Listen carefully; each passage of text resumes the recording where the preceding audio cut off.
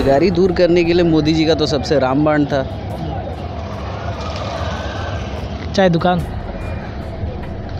उससे बेरोजगारी और दूर लड़के नहीं तो हुई। खोल ही रहे हैं। नहीं, चाय के अलावा भी वो कुछ और आइडिया दिए थे इससे पहले। वैसे आइडिया उनका बहुत बढ़िया रहता है, मतलब सुन के बहुत मज़ा आता है, हंसी भी आती है। कैसे अभी हम लोग बात कर रहे हैं उस पर। उनको बेरोजगारी दूर करना तो दूसरे तरीके से करते हैं। ये 4 साल आप यूटिलाइज करके उसके बाद फिर बेरोजगारी में धक्का दे रहे हैं। देखा 32-33 साल की उम्र के लोग अभी भी बेरोजगार घूम रहे हैं। यहाँ 17 साल की उम्र, 18 साल की उम्र में आपको सेना की नौकरी दी जा रही है, आप 4 साल का जॉब कर रहे हैं। अब 16 साल और 20 साल के बच्चे और 50 साल के बच्चों में अंतर नहीं है किसानों में, या जो आराम से गांधीगिरी करके बैठे। गलत है, लेकिन आप गलत करवा रहे हो तो फिर आप किसी के मुंह में उंगली डालोगे तो उल्टी आएगी ना बाहर। केंद्र सरकार की योजना अग्निपथ को लेकर के राज्य में कई जगहों पे हिंसक प्रदर्शन चल रहे हैं। स्टूडेंट अपनी मांगों को लेकर के अड़े हुए हैं और आज भारत बंद का भी ऐलान किया गया था, लेकिन उसका असर बहुत कम देखने को मिला। लेकिन जिस तरीके से स्टूडेंट ने प्रोटेस्ट किया अपनी मांगों को लेकर के और अग्निपथ योजना को लेकर के, ऐसे में क्या ये योजना सही है या गलत है, इसी को लेकर के आज हम पटना की सड़कों पर निकले हैं। पटना के लोगों से जानने की कोशिश करेंगे। एक सर हैं, इनसे पूछते हैं। सर, सबसे पहले क्या नाम है आपका? Sir, my name is Ankit Kumar Singh. मेरा नाम अंकित कुमार सिंह हुआ जी। अंकित जी, ये बताइए कि केंद्र सरकार की जो योजना है सेना भर्ती को लेकर के अग्निपथ, क्या राय रखते हैं आप इस पे? देखिए, मेरी तो राय है कि मैं सरकार के पक्ष में हूँ, क्योंकि सरकार ने जो किया है वो फ़िलहाल की बेरोजगारी स्थिति, और दूसरी बात जो हमारे सेनाध्यक्ष ने कहा, ये सन 80s के दशक से चला आ रहा था कि हमारा सेना का जो एवरेज एज है वो 32 है।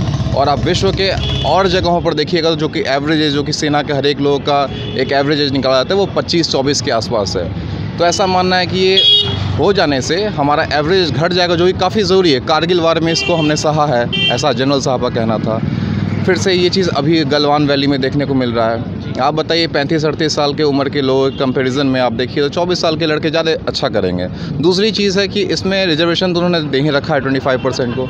तीसरी चीज़ है कि आप जो लोग कह रहे हैं कि एज बढ़ाना चाहिए, जैसे 4 साल से होकर 8 साल होना चाहिए, आप ये अंदाज़ा लगाइए अगर कोई बच्चा 18 या 19 की उम्र में ये 8 साल के लिए स्कीम अगर ज्वाइन करता है और वो मतलब 25-27-28 में रिटायर होता है, तो उसके पास तो पढ़ने का भी वक्त नहीं बचेगा कि वो कुछ ग्रेजुएशन करके आगे कर सके।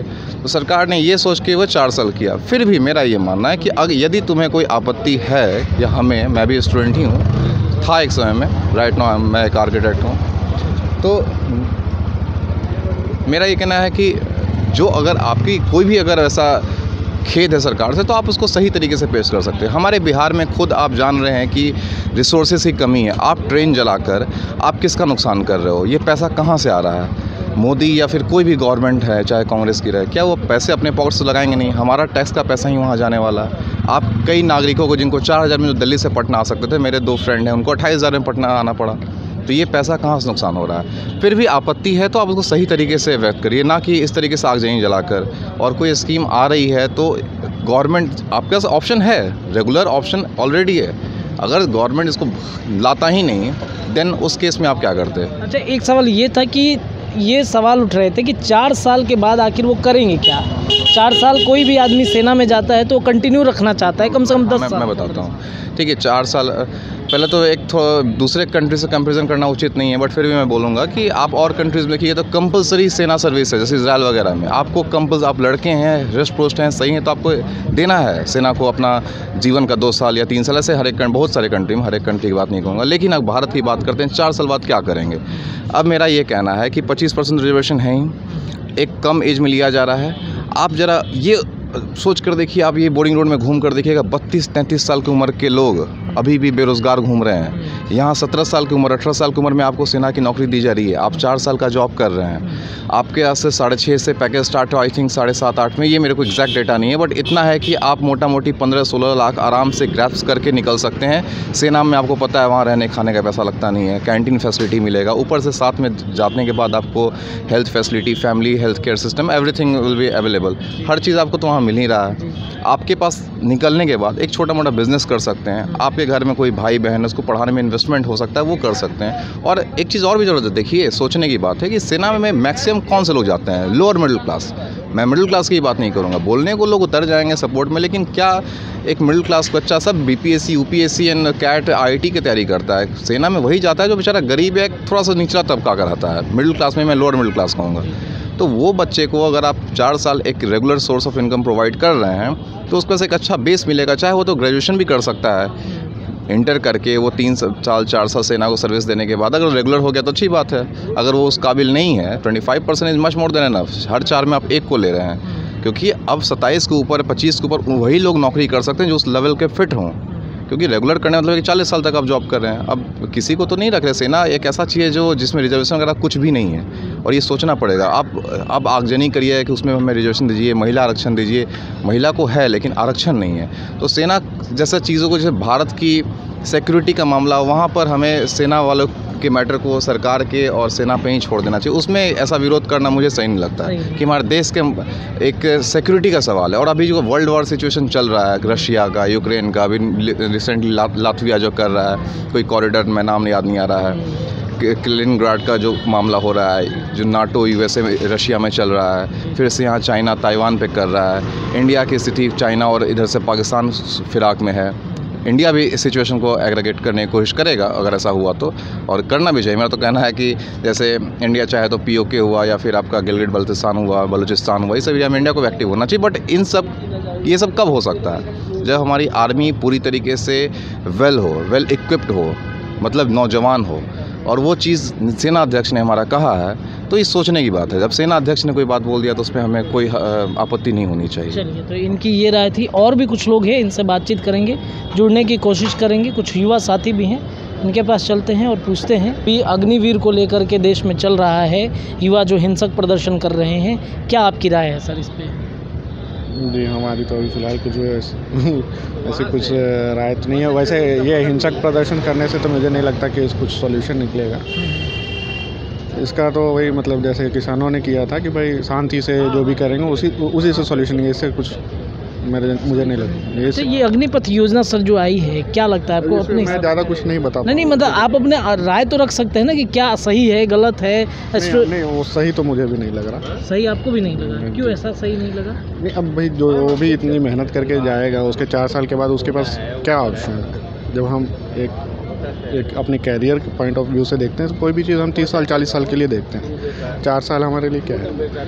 4 साल बाद पैसा तो मिल रहा है ना, इतने सारे पैकेज मिलेंगे आपको। और वो तो कहने की बात है, वो 4 साल में आप क्या कर लें? अच्छा, बाकी सारे जैसे देश के अन्य भी विभाग हैं, उन विभाग में कहा गया है कि आपको कोटा मिलेगा, कोटा दिया जाएगा अगर आप नौकरी करना चाहें तो। नहीं, मुझे वो सब चीज़ के बारे में तो मैं ज़्यादा कुछ नहीं कह सकूँगा क्योंकि वो सब चीज़ें बात की हैं। अभी फ़िलहाल में जो चल रहा है उसका तो वो देखना है ना।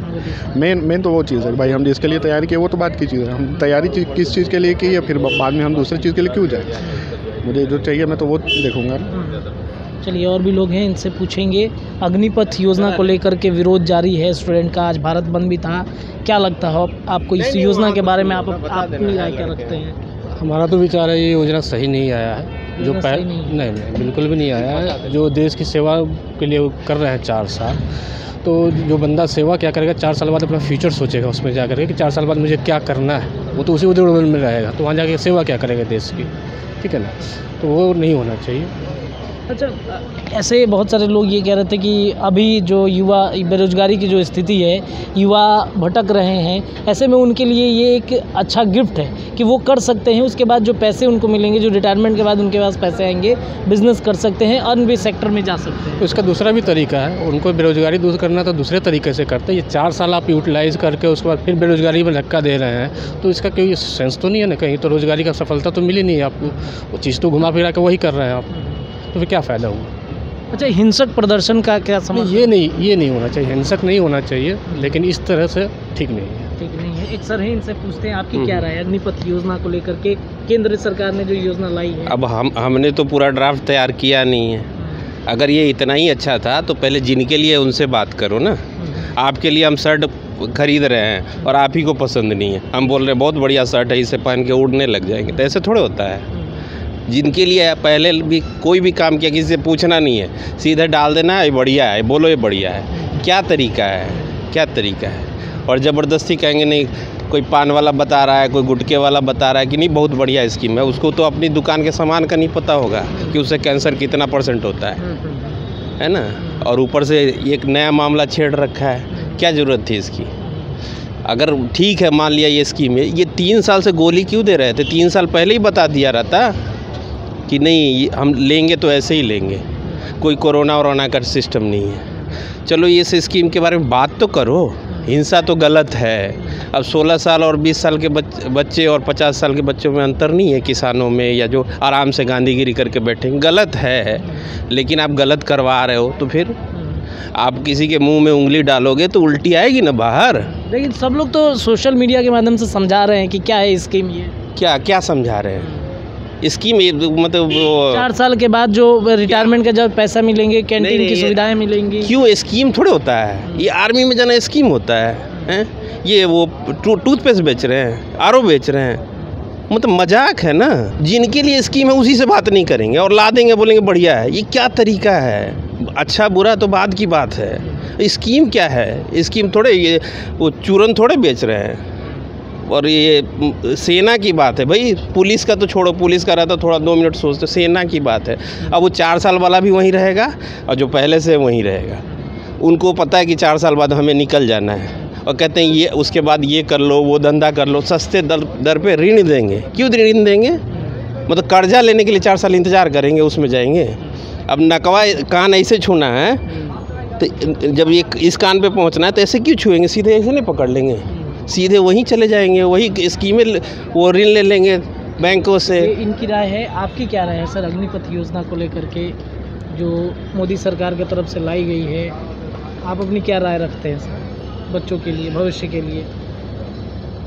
लाई क्यों गई है? बेरोजगारी दूर करने के लिए। अच्छा, तो बेरोजगारी दूर करने के लिए मोदी जी का तो सबसे रामबाण था, चाय दुकान।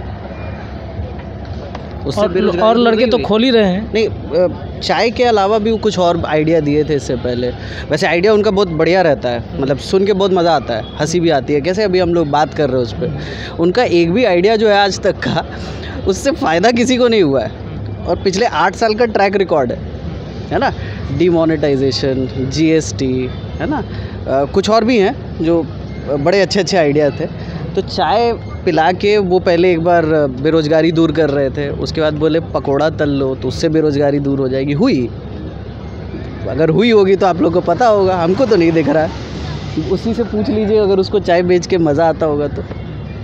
उसी तरीके से ये आप कर क्या रहे हैं? कर ये रहे कि एक गरिमा थी एक नौकरी में, उस गरिमा को आप खा रहे हैं। और आप किस लिए कर रहे हैं? अगर आपको बेरोज़गारी दूर करनी है तो आप वही भर्ती जो आप 3 साल से रोके हुए हैं उसका 3 गुना हर साल का जो रिक्वायरमेंट है 1 साल निकालिए, ख़त्म करिए। आपको बेरोज़गारी दूर करनी है, आप अगले 5 साल का निकाल दीजिए एक साथ। क्यों नहीं कर रही है सरकार? किसका पैसा लगना है उसमें? अंबानी का लगना है, अडानी का लगना है, टैक्स पेयर का लगना है।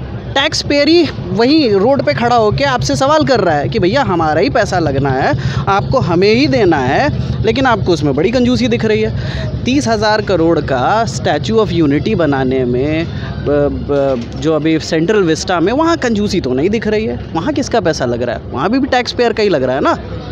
तो बेसिकली आप करना क्या चाह रहे हैं कि इनका यहाँ से पेट काटो और उधर लगा दो, और फिर एक झुंझुन्ना भी पकड़ा दो कि हम बेरोज़गारी दूर कर रहे हैं। तो भाई, तो जनता है, प्रदर्शन तो करेगी। इनसे पहले भी एक आध प्रधानमंत्री आए थे, आप लोग को याद होगा, इंदिरा गांधी थी। कुछ ऐसे निर्णय उन्होंने भी लिए थे।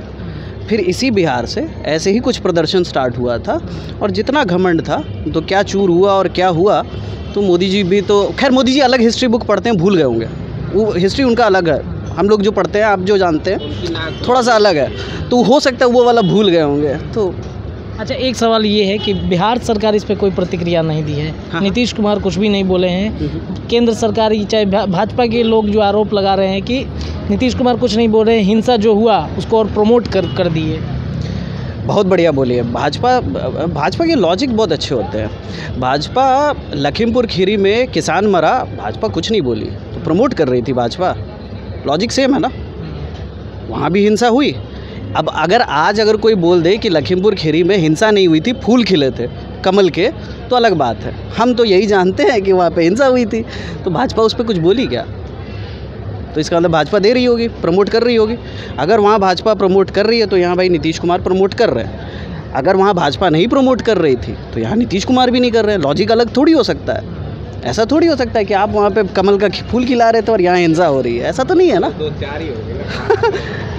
तो बीजेपी सोचती नहीं है। देखिए बीजेपी देखिए बड़ी कॉन्फिडेंट पार्टी है, उसको मालूम है कि हम यहाँ पे कुछ भी बोलेंगे और जनता को फिर हम मतलब वो होता है ना कि आप एक बिस्किट दे दिए, उसके बाद आप 4 उन्हीं के लोग होंगे जो कहेंगे अरे सोने की बिस्किट है ये, और फिर जनता है ना भोली है, उसको वो सोना दिखने भी लग जाता है। तो कुछ लोग हैं, वरना सरकार वो 70% वोट परसेंट के साथ चला रहे होते, 30% के साथ नहीं। क्योंकि यहाँ जनता समझी नहीं है, इसलिए 30% वोट परसेंट लेके बहुत पॉपुलर प्राइम मिनिस्टर बने हुए हैं। तो खैर, अच्छा, ये हिंसक प्रदर्शन चल रहा है, बच्चों ने हिंसक प्रदर्शन कर दिया, इसका आप क्या कहेंगे इस पे?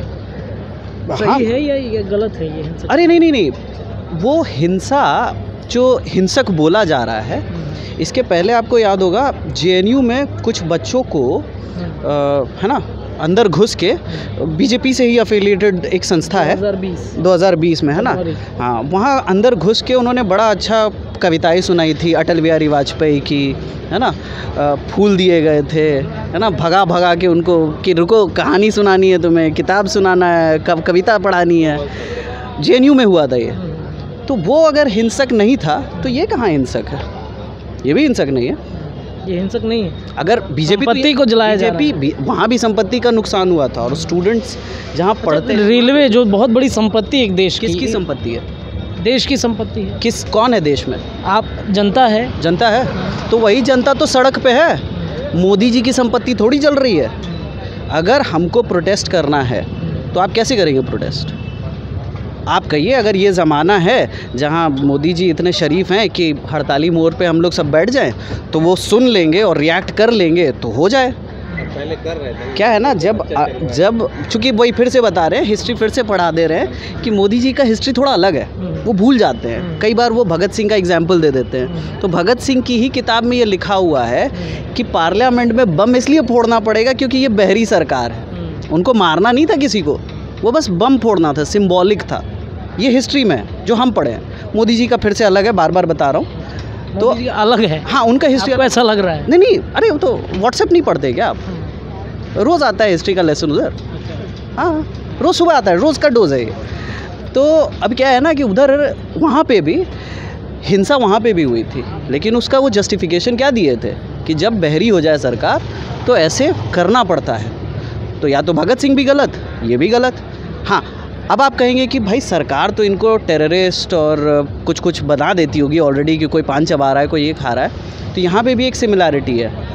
जब जनता सड़क पे उतरती है तो किसान खालिस्तानी हो जाता है ना। JNU में अगर कोई प्रदर्शन करता है तो वो कम्युनिस्ट हो जाता है, वो देशद्रोही हो जाता है ना। बिहार में अगर कोई प्रदर्शन करता है तो वो वही लफंगा हो जाता है, पान खाने वाला हो जाता है, कुछ हो जाता है। लेकिन जो सरकार कर रही होती है वो हमेशा सही होता है। तो ये प्रदर्शन का ये जो स्टैंडर्डाइजेशन है ना बीजेपी का, वो बढ़िया है, अच्छा है। क्या नाम है आपका? बड़ा मज़ेदार बात करते हैं। शिशिर जी नाम है आपका। चलिए, तो शिशिर जी के साथ साथ इनके तमाम जो ग्रुप के लोग थे, इन्होंने अपनी राय रखी जो अग्निपथ योजना आई है केंद्र सरकार की तरफ से।